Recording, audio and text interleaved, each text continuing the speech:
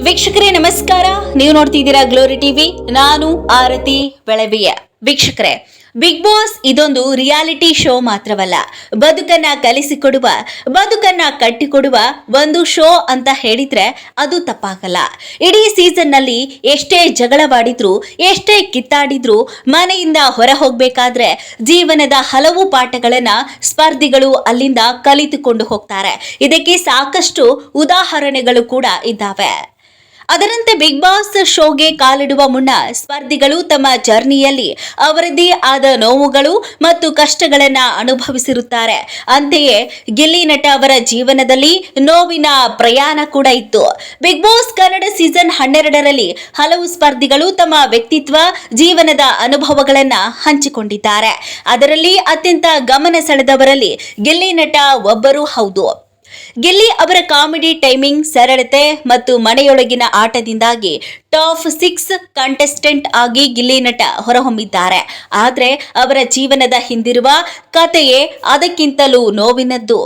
Colours Kannada ವಾಹಿನಿಯಲ್ಲಿ promo ಒಂದು release ಆಗಿತ್ತು.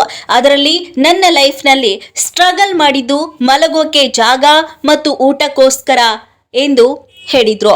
ದುಡ್ಡು ಕದಿಯೋದು, ಚಿನ್ನ ಕದಿಯೋದನ್ನ ನೀವು ನೋಡಿದ್ದೀರಾ? ಅನ್ನ ಕದ್ಕೊಂಡು ನಾನು ಒಂದು ಟೈಮ್ನಲ್ಲಿ ಊಟ ಮಾಡಿದ್ದೀನಿ ಎಂದು ಗಿಲ್ಲಿ ನಟ ತಮ್ಮ ನೋವಿನ ಕಥೆಯನ್ನ ಹೇಳಿಕೊಂಡು ಭಾವುಕರಾಗಿದ್ರು. ಗಿಲ್ಲಿ ಕತೆ ಕೇಳಿ ರಕ್ಷಿತಾ ಶೆಟ್ಟಿ ಸೇರಿದಂತೆ ಎಲ್ಲಾ ಸ್ಪರ್ಧಿಗಳು ಭಾವುಕರಾಗಿದ್ರು. ಇನ್ನು ವೀಕ್ಷಕರು ಕೂಡ ಗಿಲ್ಲಿ ಕತೆ ಕೇಳಿ ಭಾವುಕರಾಗಿದ್ರು. ಅಂದ ಹಾಗೆ ಗಿಲ್ಲಿ ನಟ ಅವರು ರೈತ ಕುಟುಂಬದಿಂದ ಬಂದವರು. 10ನೇ ತರಗತಿ ಮುಗಿಸಿದ ನಂತರ ಗಿಲ್ಲಿ ನಟ ITI ಕೋರ್ಸ್ ಮಾಡಿದ್ರು. ಆನಂತರ ಸಿನಿಮಾಗೆ ಬರಬೇಕೆಂದು ಗಿಲ್ಲಿ ನಟ ಮನೆ ಬಿಟ್ಟು ಬೆಂಗಳೂರಿಗೆ ಬಂದಿದ್ರು.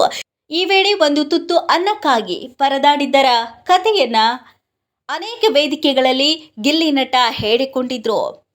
ಒಟ್ಟಿನಲ್ಲಿ ಕರ್ನಾಟಕದಾದ್ಯಂತ ಗಿಲ್ಲಿಯ ಹವಾ ಜೋರಾಗಿದೆ. ಇನ್ನೇನು ಬಿಗ್ ಬಾಸ್ ರಿಸಲ್ಟ್ಗೆ ಕ್ಷಣಗಣನೆ ಶುರುವಾಗಿ ಬಿಟ್ಟಿದೆ. ರಸ್ತೆಗಳಲ್ಲಿ ಬ್ಯಾನರ್ಗಳನ್ನು ಹಾಕಿ ದೇವರಿಗೆ ಹರಕೆಯನ್ನ ಕಟ್ಕೊಂಡು ಅಭಿಯಾನಗಳನ್ನ ಅಭಿಮಾನಿಗಳು ಶುರು ಮಾಡಿದ್ದಾರೆ. ಪ್ರಚಾರವನ್ನು ಕೂಡ ಮಾಡ್ತಾ ಇದ್ದಾರೆ. ಕಾಂಗ್ರೆಸ್ ನಾಯಕರು, ಸೆಲೆಬ್ರಿಟಿಗಳು, ಅಭಿಮಾನಿಗಳು ಎಲ್ಲರೂ ಕೂಡ ಗಿಲ್ಲಿ ಗೆದ್ದು ಬರಲಿ ಅಂತ ಹಾರೈಸ್ತಾ ಇದ್ದಾರೆ. ಮತ್ತಷ್ಟು ಸುದ್ದಿಗಳಿಗಾಗಿ ನೋಡ್ತಾ ಇರಿ ಗ್ಲೋರಿ ಟಿವಿ.